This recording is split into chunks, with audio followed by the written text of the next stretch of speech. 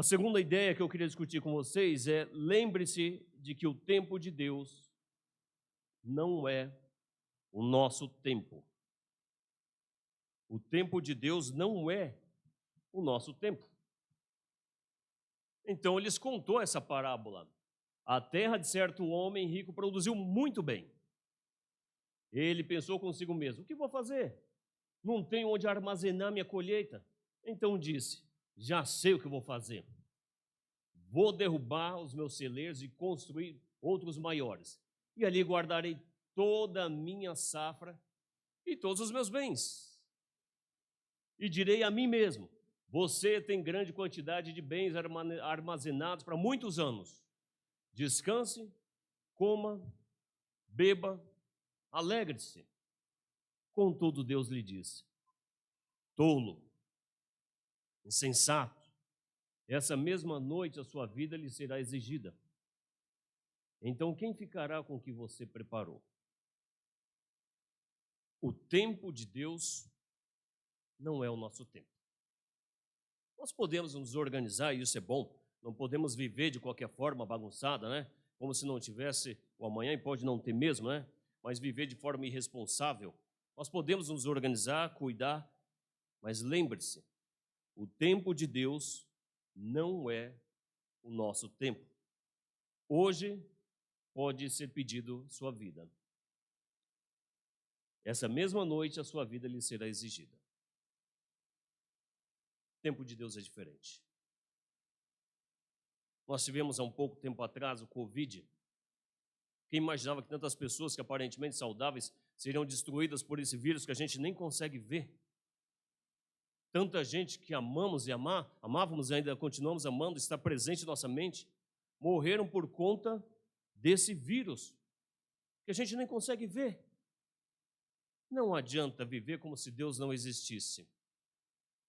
Hora que formos chamados, temos que estar prontos. Portanto, eu diria, aproveite o tempo, não para bagunça, mas para fazer a vontade de Deus. Não se esqueçam disso, amados. Para o Senhor, um dia é como 1000 anos, e 1000 anos como um dia. Aproveite nesse tempo as oportunidades. Viva no sentido de remir o tempo, de aproveitar as oportunidades, aproveitar que você está aqui. Aí, cadê o Gilson? Deixa eu ver o Gilson, está ali, né? O Gilson e a Camila estão indo lá para a Nova Mutum. Novo emprego, nova vida, então aproveite para falar de Cristo Jesus. Aproveite para pregar o Evangelho. Então, use o tempo que Deus está te dando para pregar o Evangelho. Use o que você tem. Tem uma casa que possa abrigar um monte de gente para estudar a Bíblia. Use a sua casa. Jesus sempre gostou de casa. Jesus era convidado, ele ia. Se você convidar Jesus, ele vai. Você convidar pessoas para estudar a Bíblia, Jesus vai estar ali. Então use o que tem. Aí eu tenho um carro que posso trazer gente para o culto. Use o carro. Use sua casa. Eu tenho dinheiro que eu posso ajudar numa missão fora. Então use o dinheiro. Temos o Colheita Brasil, que está levando evangelistas para vários locais no Brasil. Oferte, né? Seja generoso. Solteiros, vou aproveitar minha solteirice, né? Vou arrumar um monte de namorado, depois eu escolho quem casar. Não, gente, não. Use o fato de ser solteiro para falar de Cristo, para viver em pureza, em santidade, para buscar a Cristo, para ser exemplo para os mais velhos, exemplo para os outros jovens, para que as pessoas olhem e digam: esse andou com Jesus. Aproveitem o tempo.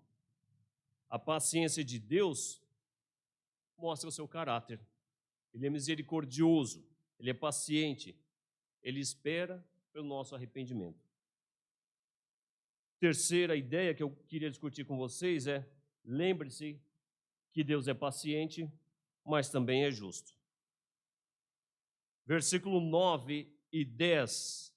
O Senhor não demora em cumprir a sua promessa, como julgam alguns. Ao contrário, Ele é paciente com vocês, não querendo que ninguém pereça, mas que todos cheguem ao arrependimento. O dia do Senhor, porém, virá como ladrão.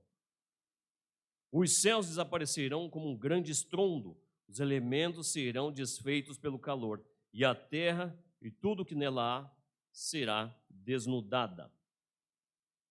Deus é paciente, mas Deus é muito justo.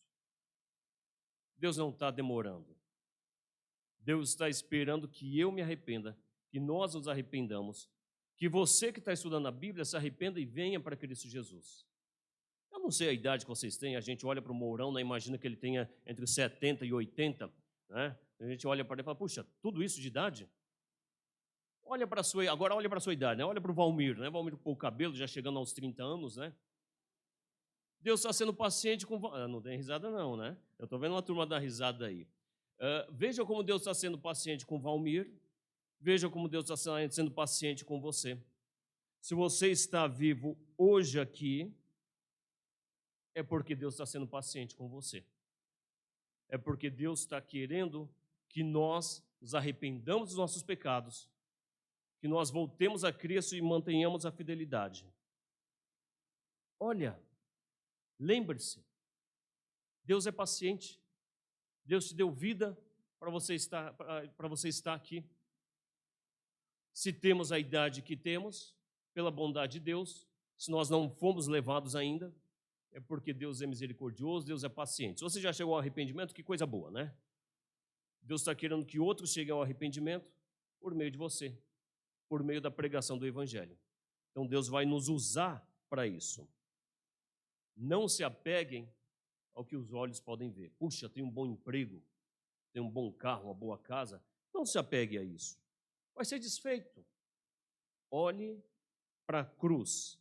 Cristo Jesus é o símbolo do amor, da misericórdia de Deus por nós.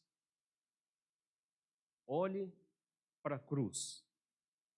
Lembre-se de como Deus te amou. Lembre-se o quanto custou. Versículo 11. Visto que tudo será desfeito, que tipo de pessoas é necessário que vocês sejam? Vivam de maneira santa e piedosa, esperando o dia de Deus e apressando a sua vinda. Naquele dia, os céus serão desfeitos pelo fogo. Os elementos se derreterão pelo calor. Todavia, de acordo com a sua promessa, esperamos novos céus e nova terra onde habita a justiça. Viver de forma santa, apressando, buscando, a vinda do Senhor, arrependendo-nos dos nossos pecados dia a dia. Entregue dia a dia a sua vida a Cristo Jesus. Se tem alguém estudando a Bíblia, venha para Jesus, não demora não. Não espera a vinda dele para tentar decidir. Não vai haver purgatório, não tem um estágio ali em que você passa por uma purificação. Não existe reencarnação, a vida é uma só. Não tem reencarnação.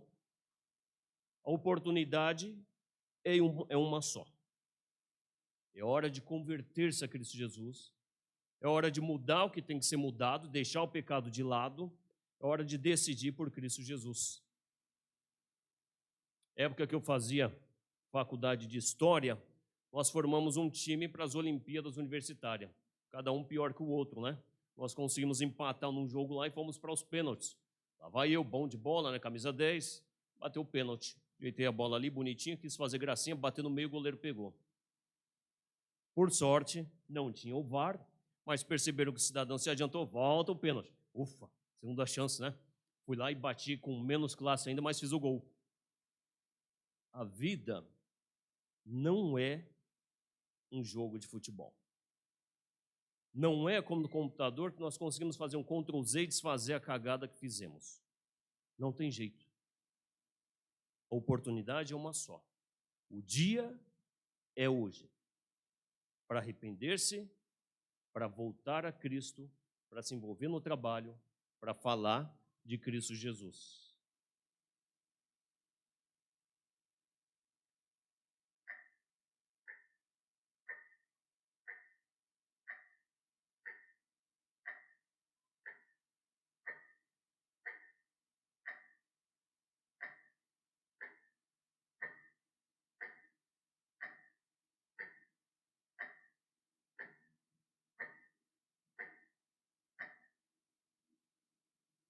O dia que o relógio da paciência de Deus chegar ao fim, não haverá mais tempo para nada.